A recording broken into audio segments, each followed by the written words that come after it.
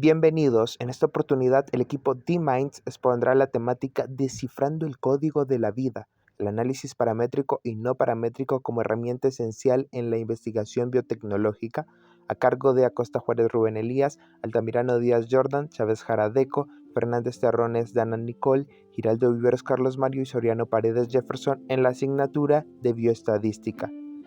Siendo así que para esta exposición exploraremos un índice que parte desde una introducción, el análisis paramétrico a partir del estudio de la prueba T de Students, la prueba Z para proporciones, el análisis de la varianza mediante la prueba F, sin dejar de lado el análisis no paramétrico mediante la aplicación de la prueba de Wilcoxon y Mann-Whitney. Y continuando con las conclusiones respectivas. Siendo así que la bioestadística dentro de la biología y la biotecnología va a ser esencial para el análisis de datos y va a permitir predicciones precisas y la interpretación de datos complejos que van a ayudar a comprender la variabilidad de los grandes sistemas biológicos e identificar patrones, así como relaciones entre diversas variables, relaciones significativas. Y esto lo hace a través de pruebas o con enfoques que pueden ser de tipo paramétrico como no paramétricos. Continuando con el análisis, veremos cómo estos enfoques ayudan a realizar predicciones. Pues tenemos aquí el enfoque paramétrico, el cual supone una distribución normal de los datos. Va a utilizar la comparación de medias, ¿sí?, para hacer un estudio de la prueba T de Students. Además de ello, va a utilizar la comparación de proporciones mediante la prueba Z y la prueba F para el análisis de varianzas. Este tipo de pruebas ofrecen una mayor precisión a la hora de realizar inferencias sobre la población y van a tener una mayor posibilidad de rechazar la hipótesis nula. Por otro lado, tenemos a los estudios o las pruebas no paramétricas, las cuales no suponen una normalidad dentro de los datos y pues se tiende a recurrir a las pruebas de Wilcoxon y de Mann-Whitney. Bien, ahora vamos a ver lo que es la prueba del T-Student. Como bien sabemos ya, este es un método paramétrico y pues la prueba del T-Student compara dos grupos pequeños con gran precisión y es ideal para datos limitados o para variabilidad desconocida. Esto se adapta muy bien a nuestro ámbito en la carrera y pues en nuestro campo podemos determinar si un medicamento, por ejemplo, realmente afecta a dos grupos de pacientes distintos, incluso cuando la información es limitada e incluso también sin tener contacto directo de estos dos grupos, y pues ir así comparando los datos. Ahí es donde la prueba T-Student pues nos ayuda a determinar estos valores. Ahora vamos a ver lo que son las fórmulas y pues donde obtenemos tres principales: la fórmula para una muestra, la fórmula para muestras dependientes o pareadas y para la fórmula para muestras independientes. Estas tres son muy usadas y las vamos a usar un poquito más adelante para desarrollar un ejemplo. Ahora vamos a ver lo que son condiciones de aplicación. Pues las condiciones de aplicación son las condiciones que debe seguir la prueba T-Student para que se pueda aplicar a un caso. Las principales son dos, las cuales son la normalidad y la igualdad de varianza. En la normalidad los datos son simétricos e ideales, y en la igualdad de varianza la varianza tiene que ser similar a la media y no diferir mucho para que los resultados sean exactos. Si no se cumplen estos efectos, pues las suposiciones de los resultados saldrían incorrectas e inexactas, y además se daría la pérdida de potencia, en la cual se ignora las diferencias reales, es decir, que se deja fuera y no se evalúa correctamente como debería ser. Es por eso que es necesario tener estas dos condiciones de la aplicación bien detalladas antes de aplicar el caso. Ahora, en las aplicaciones de la biología y biotecnología, pues la prueba T-Student es bastante diversa, ya que esta pues es aplicable a un gran ámbito en cuanto a la biología y la biotecnología. Tenemos, por ejemplo, experimentos en expresión génica, crecimiento de las células, estudios sobre farmacocinética y biomateriales, e incluso obtenemos respuestas de tratamientos, entre otros muchos, los cuales pues se pueden aplicar. Esto pues ha representado aquí en un ejemplo donde pues nos habla de Carlos, el cual pues es un granjero que cultiva tomates y quiere saber la altura de sus plantas en sus diferentes campos. Por ejemplo, en el campo A vemos que la media es de 1.3 metros, en el campo B la media es de 1.6 metros y asimismo los demás datos como son desviación estándar en el grupo A 0.5 metros y en el grupo B 0.3 metros. Incluso nos dan el tamaño de la muestra, el cual pues son 22 plantas en el grupo A y 24 en el grupo B. He aquí pues donde los resultados ya están listos y ordenados, en donde se procede a aplicar el desarrollo de la prueba T en sí, donde vemos que nuestro nivel de confianza pues es igual, representado por un alfa igual a 0.05, y se plantean dos hipótesis. La hipótesis nula, la cual sugiere que no hay varianza entre estos dos campos y las dos son iguales, y la hipótesis alternativa, la cual sugiere que sí hay varianza. Entonces se toma la primera fórmula y pues a partir de esta pues se va reemplazando los diferentes valores, como son media, desviación estándar, número de plantas, y luego de hacer los cálculos correctos pues nos arroja un valor que es igual al menos 2.44. Este valor pues se va a analizar en la gráfica de la TestStudent, donde pues luego de hacer los cálculos y dar las siguientes indicaciones donde P tiene que ser mayor a 2.44, pues nos va a salir un valor que es igual a 0.024, el cual es mucho menos que nuestro valor ya establecido, que es 0.05. Entonces, lo cual rechaza la hipótesis nula, la cual sugería que ambas son iguales, y acepta la hipótesis alternativa, la cual sugiere que sí hay varianza entre estos dos grupos, y pues así es como se determina. Bien, luego continuamos con la prueba Z, que es una prueba estadística, para poder diferenciar, ¿no?, una proporción de la muestra con la proporción poblacional hipotética y si es estadísticamente significativa. Para poder realizar dicha prueba necesitamos de la media de la muestra, la media de la población, la desviación estándar de población y el tamaño de la muestra. La desviación estándar, que es simple, ¿no?, se simboliza con la letra S. Luego tenemos el valor de Z, que el valor Z se calcula con dicha fórmula que se presenta en la pantalla, de la media de la muestra menos la media de la población sobre la desviación estándar de la población sobre la raíz cuadrada del tamaño de la muestra. Finalmente, para poder hallar el valor de P, que sería la probabilidad de obtener un valor Z tan extremo o más extremo que ya el calculado, asumiendo que la hipótesis nula es verdadera.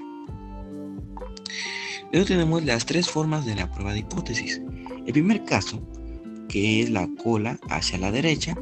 El segundo caso es la prueba de cola hacia la izquierda. Y el tercer caso, ¿no?, es la no direccional, o sea que ambos, tanto izquierda como derecha. Ahora tenemos el ejemplo de la prueba Z. La comparación de pruebas alélicas entre grupos de estudiantes. Se necesita examinar si la frecuencia del alelo M en un grupo de estudiantes, como por ejemplo de la Universidad Nacional de Cajamarca, es diferente a la frecuencia que tiene el mismo alelo en otro grupo de estudiantes, que sería por ejemplo de la UPN, ¿no? Procedimiento. Se recolectan muestras de ambos grupos de estudiantes, se calcula la frecuencia de dicho alelo en cada uno de estos grupos y se utiliza la prueba Z, un nivel de significancia, que sería el 0,05. Ahora, tenemos la interpretación de resultados. Si dicha prueba Z arroja un valor P menor al nivel de significancia que se ha establecido, que sería el 0,05, se rechaza totalmente la hipótesis nula, de que no habría ninguna diferencia entre frecuencias alélicas. Lo que significaría, ¿no?, para concluir, que existe alguna evidencia para poder afirmar que el alelo M difiere de sus frecuencias entre estas dos poblaciones o comunidades de estudiantes. Bien, interpretando los resultados como a manera de conclusión total, ¿no?, si el valor P es menor al nivel de significancia, se rechaza la hipótesis nula. Suficiente, ¿por qué? Porque hay suficiente evidencia para poder concluir de esta manera. Ahora, si el valor P es mayor al nivel de significancia, ahí no podemos decir que aceptamos dicha hipótesis nula, pero tampoco podemos decir que tenemos prueba suficiente para rechazarla, o simplemente ya no la rechazamos. En la comparación de análisis de varianza ANOVA, en claro ejemplo en el uso de la biotecnología, esta se enfoca en la capacidad de comparar la variabilidad de diferentes conjuntos de datos, ¿no?, para determinar si existe una diferencia significativa en su dispersión. Según Humbles, para realizar una prueba de Fisher de dos varianzas es importante que se debe tomar en cuenta los dos puntos: que las poblaciones de las que se extraen las muestras tienen que tener una distribución aproximadamente normal, y las poblaciones son independientes entre sí. donde esta prueba viene siendo una herramienta, ¿no?, estadística clave para utilizar para comparar la varianza de dos poblaciones. Quien lo creó fue Fisher, lo cual sirve para comparar varianzas, donde llaman su nombre así en honor a Ronald Fisher, quien fue un estadístico y biólogo, siendo así de que se trabaja así esta prueba con dos hipótesis: la hipótesis nula y alternativa. La hipótesis nula, que donde indica que las varianzas de las dos poblaciones son iguales, lo cual afirma que no hay diferencia entre las varianzas de las poblaciones, es decir, que están relacionadas. La hipótesis alternativa, que en sí la varianza de las dos poblaciones no son iguales, lo que afirma que sí existe una diferencia significativa entre las varianzas de las poblaciones.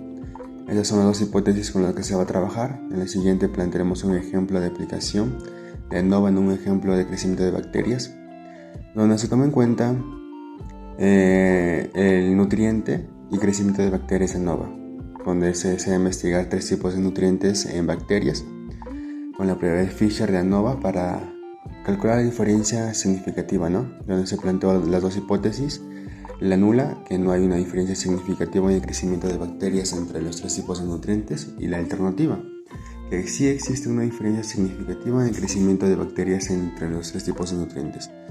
Ahí podemos observar la tabla de tipos de nutrientes y crecimiento de bacterias en nanómetros, la cual utilizaremos para poder desarrollar esto de acá, ¿no?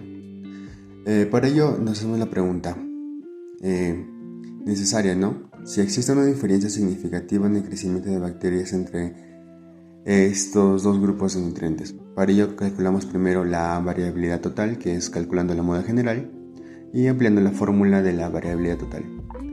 Y eso nos salió 1.96 con los datos de la tabla, ¿no?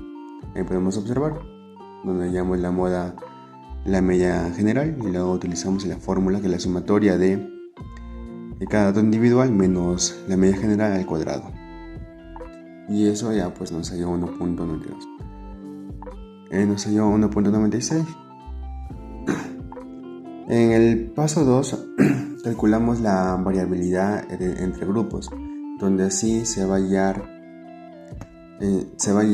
lo que se llama la media de nutrientes, de A, de B y de C, para usar la fórmula que es SB en siglas en inglés, del cálculo de la variabilidad de grupos, donde en sí esta sirve para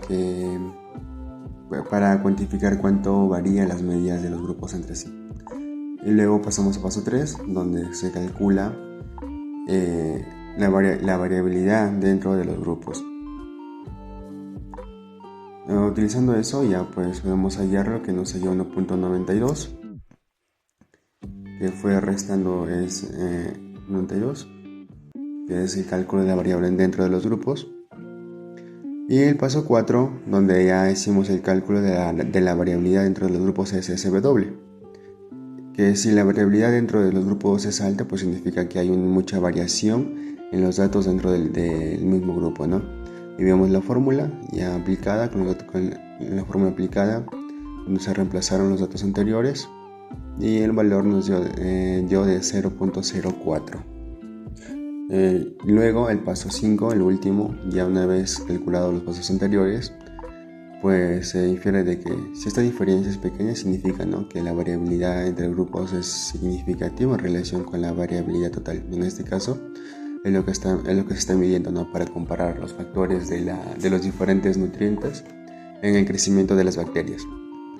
En el paso 5, para calcular estadístico de Fisher, se utiliza la fórmula de Fisher, que viene siendo la división de la varianza entre las medias de los grupos sobre la varianza dentro de cada grupo, donde cada uno tiene su propia fórmula, donde es MSB, que es MSB, que es la varianza entre la media de grupos, y MSB, que viene siendo la varianza dentro de cada grupo. Y esto, reemplazando los datos anteriores, nos sale que MSB sale 0.96 y MSW 0.0033, donde aplicando la fórmula, reemplazando, tendríamos que la prueba de Fisher nos sale un valor muy alto de 290.9. A esto ligamos los resultados, de que como el valor es muy alto, de 290,9 indica que la variabilidad entre los grupos SBS que es significativamente mayor que la variabilidad entre los grupos SSW, lo que sugiere que existe una diferencia significativa en la producción de bacterias entre los tres tipos de nutrientes. También que hay una diferencia bastante, ¿no? Que significa que al final el cultivo, la cantidad de bacterias producidas en cada grupo se difiere y que esa diferencia no se debe únicamente a la variación biológica dentro de cada grupo. Y entonces se concluye que la hipótesis nula no es aceptada. ¿Por qué? Porque en sí no hay una diferencia significativa en el crecimiento de bacterias entre los tres grupos de nutrientes, como ya se vio en la prueba, ¿no?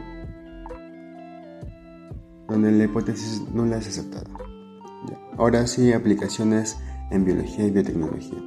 Hay aplicaciones como en el rendimiento de cultivos, donde se puede ver donde se puede comparar la varianza de dos rendimientos de variedades de trigo, por ejemplo, o en densidad de siembra o en ambientes de alfalfa, como lo hicieron en Uruguay.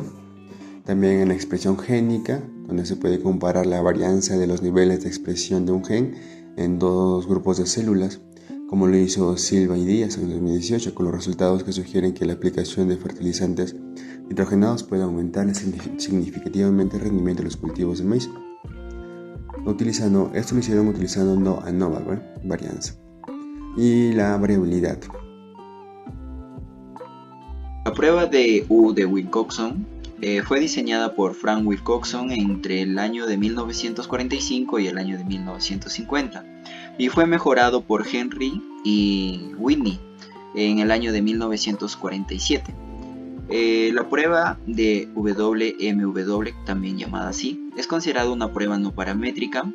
Por lo general es conocida como la prueba de suma de rangos y su uso es exclusivamente al comparar dos medias muestrales que provienen de una población. Prácticamente en la biotecnología es imprescindible al momento de evaluar una serie de experimentos de laboratorio bajo la observación de diferencias que presentan estas. A la misma vez, nos permite comprobar la eficacia de tratamientos o compara efectos biológicos entre grupos y a menudo no siguen una distribución normal a su variabilidad natural. Existen fórmulas específicas que son empleadas en esta prueba, las cuales son útiles para la estimación de parámetros y el análisis de datos en estudios biológicos y biotecnológicos. Fórmulas empleadas, por ejemplo, tenemos la media, varianza, desviación estándar, intervalo de confianza para la media, estimación de máxima verosimilitud, conocida como MLE, en la cual tenemos la función de verosimilitud para una distribución normal y el logaritmo de la función de verosimilitud. También tenemos la prueba T de Student, regresión lineal, la suma de cuadrados en ANOVA, la cual la fórmula 9 es la más empleada en esta prueba, que es la prueba de Mann-Whitney estadístico U, también conocida así. También tenemos el coeficiente de correlación de Pearson y también es utilizada la tabla de valores críticos de Mann-Whitney.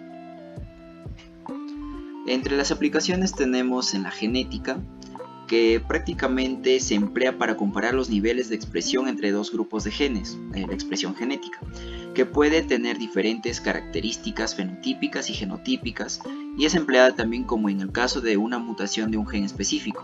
En un ejemplo tenemos que se quiere comparar la expresión del gen BRCA1 entre dos grupos, pacientes con mutación y pacientes sin mutación. En pacientes con mutación vemos los siguientes valores y en pacientes sin mutación igualmente. Como primer paso encontramos la hipótesis nula y la hipótesis alternativa. En la hipótesis nula tenemos que no hay diferencias entre la expresión del gen entre los dos grupos.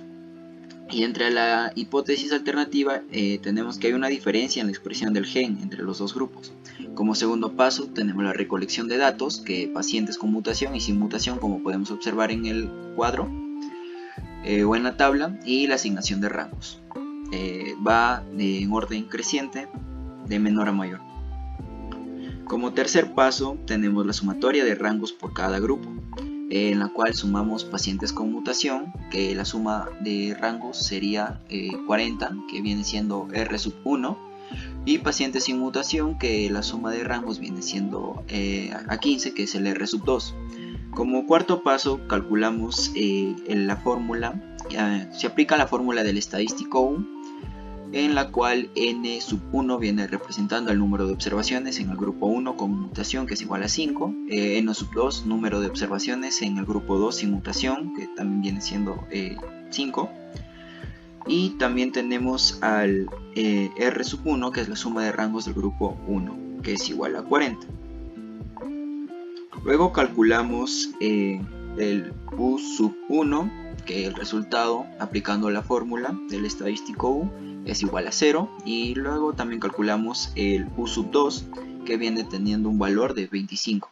Como quinto paso determinamos el valor crítico consultando la tabla de valores críticos de Mann-Whitney, que para n sub 1 es igual a 5 y para n sub 2 es igual a 5, entonces a un nivel de significancia de 0.05 el valor crítico para una prueba de 2 colas es 2. Como sexto paso se toma la decisión o la conclusión.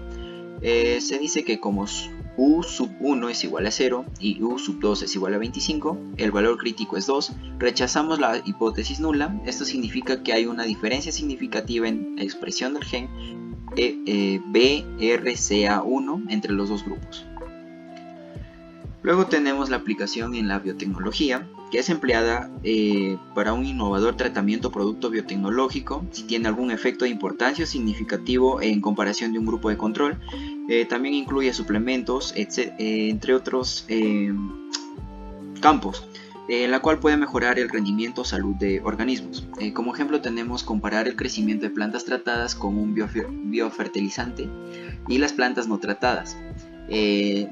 Tenemos los datos de plantas tratadas y no tratadas, como podemos observar. Y como primer paso encontramos las hipótesis, tanto la nula como la alternativa. Segundo paso, recolectamos los datos y asignamos rangos también de un orden creciente de menor a mayor. Como tercer paso, sumamos los rangos. Para plantas tratadas es igual a 40 y para plantas no tratadas es igual a 15. Como quinto paso, aplicamos la fórmula del estadístico U. Calculamos para el grupo tratado, que viene siendo U sub 1, que el valor es igual a 0, y para el grupo no tratado U sub 2 es igual a 25. Como quinto paso, los puntos críticos mediante la tabla, en la cual que para n sub 1 es igual a 5, y para n sub 2 también viene siendo igual a 5, entonces el valor crítico es a 2. El sexto paso, la decisión o la conclusión, dado que U sub 1 es igual a 0 y el valor crítico es 2, se rechaza la hipótesis nula. Las plantas tratadas crecieron significativamente más que las no tratadas. Luego tenemos las aplicaciones en la farmacología, que prácticamente se utiliza para comparar la eficacia de algunos medicamentos con respecto a algún tipo de tratamiento brindado en ensayos clínicos. También se utiliza cuando los datos de respuesta a los medicamentos no son normales o presentan variabilidad significativa. Como ejemplo tenemos que queremos evaluar si un nuevo medicamento llamado medicamento A es más eficaz para reducir la presión arterial en comparación con un medicamento estándar, que el medicamento B. Tenemos dos grupos de pacientes, uno recibe el medicamento A y el otro recibe el medicamento B. Medimos la reducción en la presión arterial después de un mes de tratamiento. Como podemos ver, al grupo de medicamento A y el grupo de medicamento B tenemos los siguientes datos para posteriormente, siguiendo como el primer paso, como toda la prueba, primero hallamos la hipótesis, tanto la nula como la alternativa. Segundo paso, recolectamos datos y asignamos rangos, también viene siendo en el orden creciente de menor a mayor. Como tercer paso, calculamos la suma de los rangos, que para medicamentos del grupo A la suma de rangos viene siendo 40 y para la suma de rangos para medicamento B viene siendo a 15. Como cuarto paso, calculamos el estadístico U. El cálculo del de U sub 1 para medicamento A viene siendo el valor de 0, mientras que para el cálculo de medicamentos de B, el U sub 2, o también considerado como U sub B, es igual a 25, aplicando la fórmula. Como quinto paso determinamos los valores críticos en la tabla, y como sexto paso concluimos que, dado que rechazamos la hipótesis nula, concluimos que hay una diferencia significativa en la eficacia de los dos medicamentos para reducir la presión arterial. El medicamento A es significativamente más efectivo en comparación con el medicamento B. También tenemos otras aplicaciones, como por ejemplo en la psicología y ciencias del comportamiento, la cual se encarga de comparar dos grupos independientes a base de rango de datos comportamentales y psicológicas. En la educación se utiliza para comparar el rendimiento académico entre grupos de estudiantes que han recibido diferentes tipos de intervenciones pedagógicas, como por ejemplo, también tenemos marketing y negocios, que se utiliza para comparar las preferencias o comportamientos de compra entre dos segmentos de mercado. En ecología y ciencias ambientales se utiliza para comparar parámetros ambientales o biológicos entre dos áreas o condiciones diferentes. Ventajas y limitaciones. Como ventajas tenemos que al utilizar rango de datos, los modelos suelen ser más fáciles al momento de interpretarlos. En algunos casos pueden requerir menos datos para poder obtener resultados deseados. Se basan a rangos o medianas, por lo cual son más sencillos a valores atípicos. Pueden ser aplicados a datos que no siguen una distribución conocida o que presentan características complejas. Son útiles para analizar datos que no son numéricos o que no tienen una escala intercalar. Y como limitaciones tenemos que en estudios biológicos los datos son variables o no siguen distribuciones, lo que conlleva errores en las estimaciones. A menudo tienen menor poder estadístico, proporcionan menor información sobre la magnitud del efecto o la relación entre variables. Algunas veces se requieren de tamaños de muestra más grandes y los resultados pueden ser menos intuitivos o más difíciles de interpretar. Y para concluir, el análisis paramétrico es esencial en biotecnología y biología, al proporcionar un tratamiento preciso de datos experimentales bajo supuestos bien definidos como la normalidad y la homogeneidad de varianza. Pruebas como ANOVA y T-Student dan mayor precisión al poder estadístico, permiten extraer conclusiones más sólidas y se cumplen los supuestos. Sin embargo, las pruebas no paramétricas como Matt-Whitney y Wilcoxon son útiles cuando los datos no siguen una distribución normal o las muestras son más pequeñas.